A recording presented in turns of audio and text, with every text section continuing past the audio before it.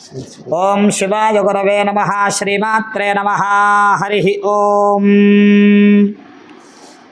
మహాలయ పక్షాల్లో భాగంగా నేడు 15వ రోజు అనగా 2/10/2024 బుధవారం హస్త నక్షత్రంతో ఉన్నటువంటి ఈ అమావాస్య చాలా అంటే చాలా విశేషమైనటువంటి రోజు.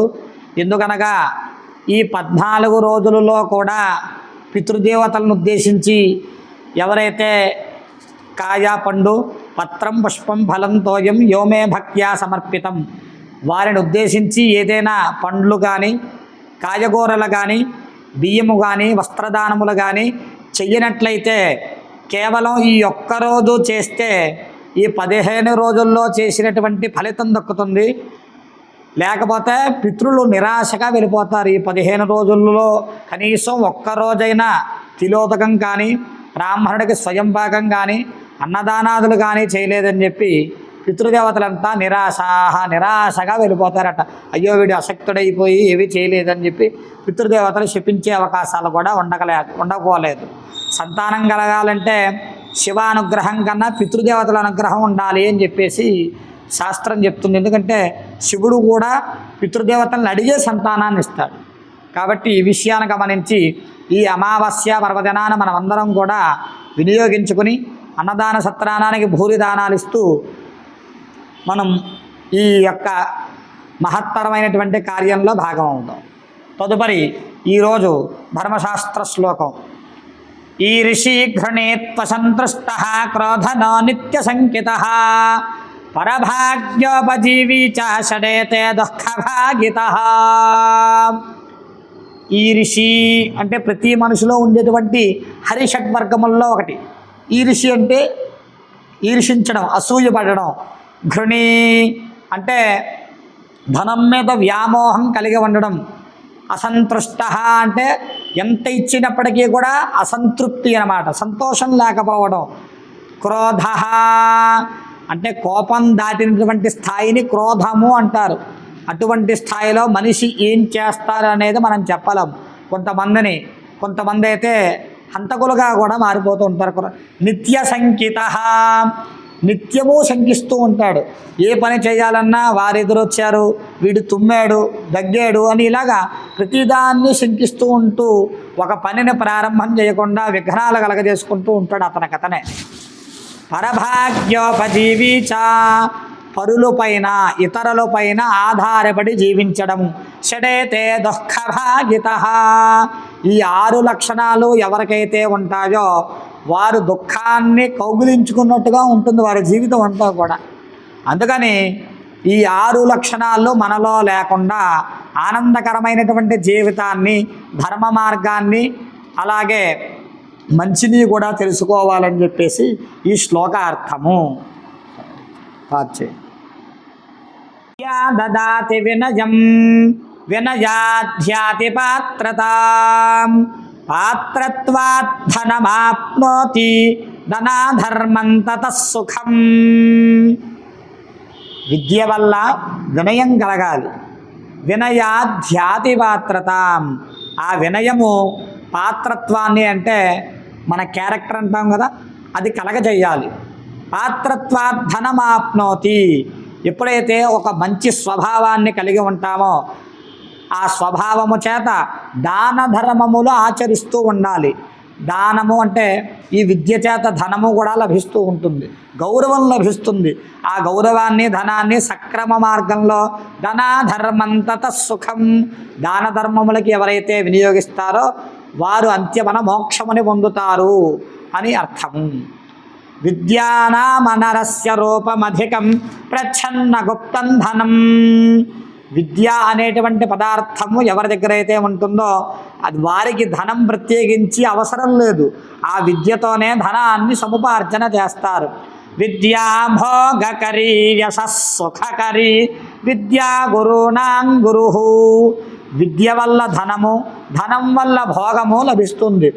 యశస్సుఖకరి భోగము వల్ల సుఖముని పొందుతారు. విద్యా గురువునాం గురు. వయస్సును బట్టి ఎక్కడా కూడా గౌరవింపమని వేదంలో లేదు. విద్య వల్లే గౌరవం లభిస్తూ ఉంటుంది. గురువునాం గురు. గురువులకు గురువే విద్య. విద్యారాజసు యశస్సుకు విద్యారాజసపోచ్యతే నహి ధనం విద్యావిహీన పుషు. విద్య అనే పదార్థము విదేశగమనే, ఎక్కడైనా విదేశాలకు వెళ్ళినట్లయితే మన దగ్గర ధనం పోయినా ధనాన్ని దొంగతనం చేయవచ్చు కానీ విద్యను దొంగతనం చేయలేరు కదా. అటువంటి విద్యే ఎక్కడికి వెళ్ళినప్పటికీ కూడా మనకి శ్రీరామ రక్షలా కాపాడుతూ ఉంటుంది. అటువంటి విద్యని సనాతన కాలంలో రాజులందరూ కూడా కవుల్ని, బ్రాహ్మణుల్ని, మంత్రుల్ని, పురోహితుల్ని కూడా పిలిపించి విశేషమైనటువంటి విద్యా ప్రదర్శన అయిన తర్వాత భూరి దక్షిణ తాంబూలాలు వారిని గౌరవంగా సత్కరించుకునేవారు. అటువంటి విద్యను ఎవరైతే నిర్లక్ష్యం చేస్తారో విద్యా విహీన పశు, వారు వింత పశువు అని చెప్పేసి కీర్తింపబడతారు, ఆ విధంగా గణింపబడతారు అని చెప్పేసి శాస్త్రవచనము.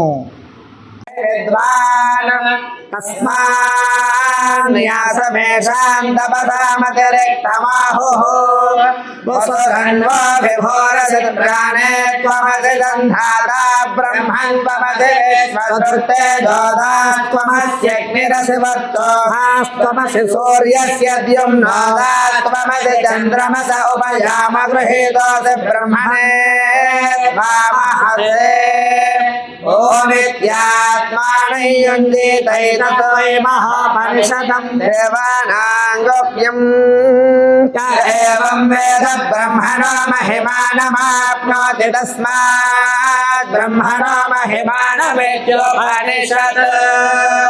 తస్యైవం విదుషో యజ్ఞస్యాత్మా యజమాన శ్రద్ధా పత్ని శరీరమిర్మామురారే హరిహర్వేదస్య హృదయో బహ్కామాజ్యం మన్యుః పశుస్తపోర్నిర్దమశమయితా దక్షిణా వాగ్భూతా ప్రాణ ఉద్గాతాచక్షుర్హర్యర్మణో బ్రహ్మా శ్రోత్రమగ్నిః అద్యావధ్రియతే సా దీక్షా యదశ్నాతి తద్ధవిర్యత్పిబతి తదస్య సోమపానయ్యద్రమతే తదుపసతో యత్సంచరత్యుపవిశత్యుత్తిష్ఠతే జత ప్రవర్గ్యో యన్ముఖం తదాహవనీయో యావ్యాహృతిరాహృతిర్యదస్య విజ్ఞానం దద్దుహోతి యత్సాయం ప్రాతరత్తి తత్సమిధై యత్ప్రాతర్మధ్యం దినగోసాయం చ తాని సవనాని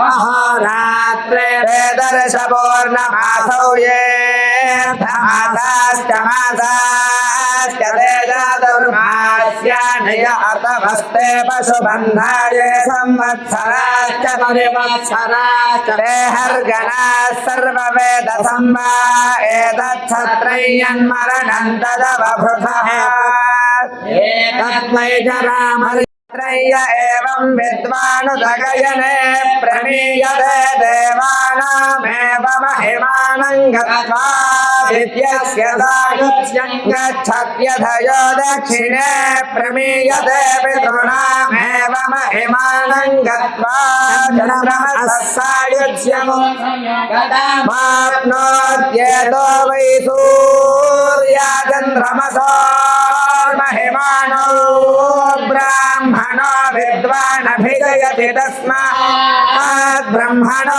మహిమానమాప్నోతి తస్మాత్ బ్రహ్మణో మహిమానం. సహనావతు సహనౌ భునక్తు సహ వీర్యంకరవావహై తేజస్వినావధీతమస్తు మా విద్విషావహై. ఓం శాంతి శాంతి శాంతి. యదక్షరపదభ్రష్టం మాత్రాహీనం తు యద్భవేత్ తత్సర్వం క్షమ్యతాం దేవనా